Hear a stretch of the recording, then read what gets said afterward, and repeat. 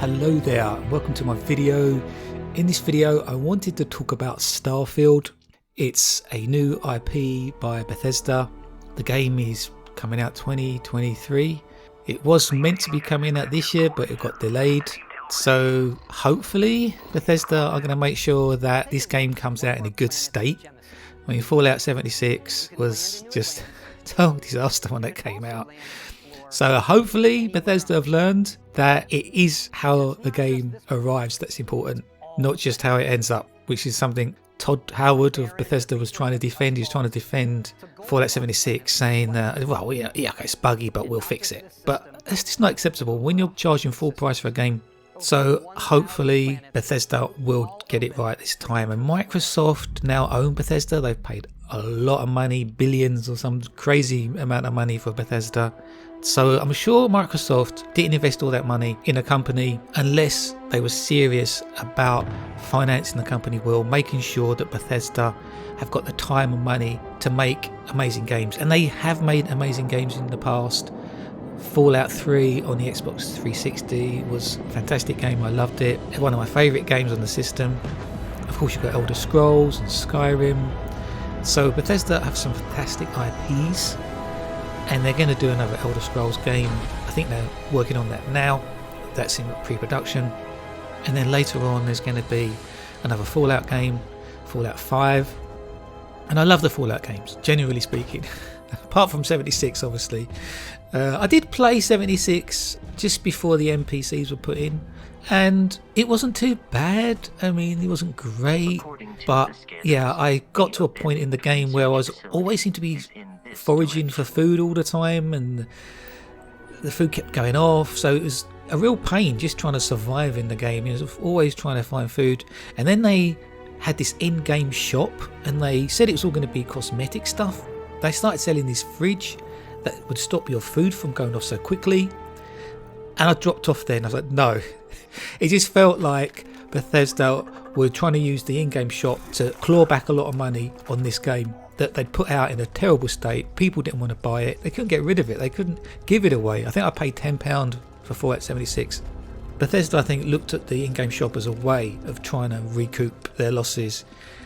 But it created huge bad feeling against Bethesda, and that still exists now. So there's a lot of people skeptical about Starfield. You know, will it have an in-game shop? Will they do the same thing? Will they have an incredible amount of grind in the game and sell items in the shop to relieve that grind? And this concerns me because you actually see a mining laser in Starfield, very similar to the mining laser in No Man's Sky. Yeah, this game is very resource dependent. There's hundreds of planets you can go to. You can fly to these planets, and a lot of those planets I think are going to be pretty barren and just there to allow you to mine resources. And it seems like you're going to need a lot of resources because you can build your own ships. There's loads of different modules, ship you can build your own bases. And you can build your own outposts. These act as and all that looks fantastic. But yeah, how much time are you going to have to spend going from planet to planet, from barren rock to barren rock, mining to make all that stuff? And you can even research the weapons as well. Again, you're going to need material for that. So there's lots of crafting in this game. So the temptation for them to sell stuff, to speed up the acquisition of materials, even sell you materials so you can just enjoy building bases, there's going to be a huge temptation for a lot of people to do that. Will Bethesda resist the temptation to allow people to buy stuff like that in the shops? If they know that they can sell stuff to relieve the grind, then the temptation is to make the game even more grindier. And for a full price game, that's not acceptable, really it isn't. So I'm hoping that Microsoft won't let Bethesda do that. I hope Microsoft say no to any in-game shop, any microtransactions, because we want this to be the best it can be. A great game without any of that nonsense. And Microsoft, they bought Bethesda for a reason. They want flagship titles, exclusive titles to sell their system, their Xbox, and compete with PlayStation. So I can't imagine Bethesda getting away with in-game shops and microtransactions. I just don't think so. And of course I've got Microsoft bankrolling them now, so they don't really need to do that. And if they put the game out in a good state, I think it has the potential to sell incredibly well anyway, because the gameplay they've shown looks really good. And yes, the animation still a bit clunky, it's still a bit Bethesda, and the mechanics for the shooting, they look okay, look serviceable.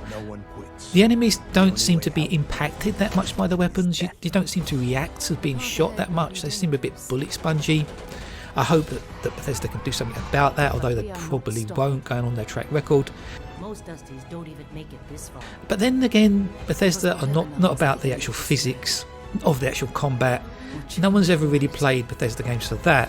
What you play them for is the world building, the incredible world building, the lore behind the games, all the great quests and NPC characters, the story driven quest lines, and there seems to be a lot of that. There's over 200,000 lines of dialogue apparently. Todd Howard was saying it's their biggest game so far, bigger than Skyrim, bigger than Elder Scrolls.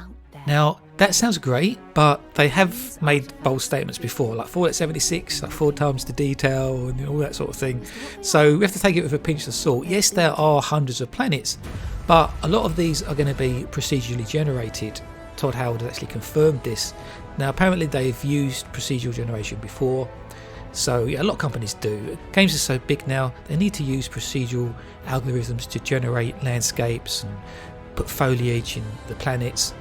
And that's fair enough, but it won't be like No Man's Sky. It's not going to be on the fly. It's not going to be generated as you're actually playing the game. This is all going to be pre-calculated, and these planets are going to be created actually as they're developing the game using their algorithms. So there will be kind of preset planets. Everyone's going to experience the same planets, but they do handcraft them as well. So they will be putting little bases on each planet and putting enemies on the planets as well. I'm sure those will be positioned by hand. So there will be sort of set pieces where you go to a planet and there'll be a base, and they'll actually show you attacking this base that's been overrun by pirates, and there's jetpacks and things on the pirates, and you can use a jetpack yourself. Looks really cool. But a lot of the planets, Todd Howard has said, are going to be pretty barren, and they do all look a bit rocky. Lots of games now use these high resolution scans of rocks, and they populate their landscapes with all these high resolution scans, and they look really cool. But yeah, I think a lot of people are getting fed up with these rocky landscapes, and they want more lush environments with trees and more foliage, more jungles and swamps, rather than just rocky landscapes. But that's a lot more demanding on the system. So hopefully there will be some decent planet variety. They do show some planets with a bit of foliage here and there, so I'm hoping that there will be some nice lush environments, but I suspect most of them will be icy and rocky. Now they're saying there's 4 main cities in the game, so I'd imagine there's probably 4 different planets with a city on each one. New Atlantis is the main city. Apparently it's the biggest city they've ever created, and they do actually show a bit of that, and it does look really, really nice. And they are using the Creation Engine 2, their own game engine. It definitely looks a big improvement. The lighting looks really nice. There's some nice volumetric effects, atmospheric effects in some interiors that you see. The texturing looks very detailed. The modelling looks very detailed. This definitely looks next gen. You can definitely tell they've upped the polygons on everything. The art direction looks superb. It kind of reminds me of Fallout in space. That would be how I would describe it. But the design work is impeccable. The weapons look beautifully designed, loads of polygons on them. The spacesuits look really detailed, beautifully designed and realised in the game. You can design your own character, and it really looks flexible, the most advanced character creation system they've come up with. And there's factions, so it definitely has the classic Bethesda RPG elements.